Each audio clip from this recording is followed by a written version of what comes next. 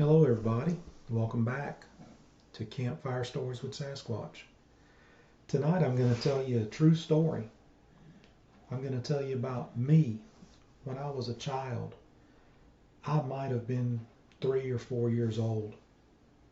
I vaguely remember doing this, but you're going to love it. The title's Sunday Clothes and Spoiled Milk. I was about 4 or 5 years old. Mama had me all dressed up for church.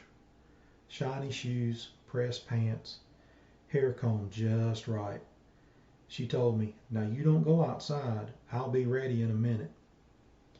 She should have just saved that air and known better. While she was getting dressed, I wandered right out the door. The yard was still damp from the night's rain, and that big mud puddle on by the front porch looked like pure adventure.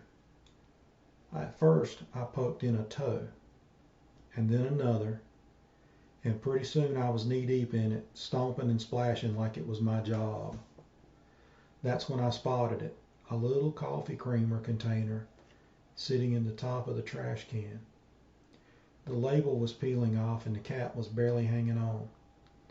Now, my parents drank black coffee, but my aunt and uncle had been to visit, I don't know, a month ago, and my aunt and uncle drank their coffee with creamer. I thought it was interesting that they used cream and sugar in coffee because nobody around me did that.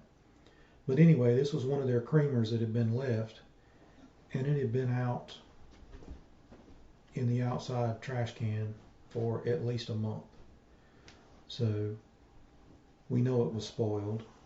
I mean, we as adults know this.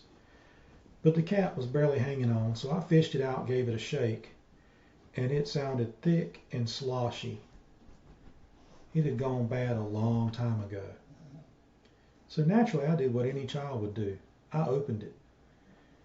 It smelled like something that should have been buried instead of poured, but I was already too far gone. I dumped it right in that puddle and stirred it with a stick, watching it swirl like foam of some magic potion. I was a scientist, a chef. I was a mud pie artist.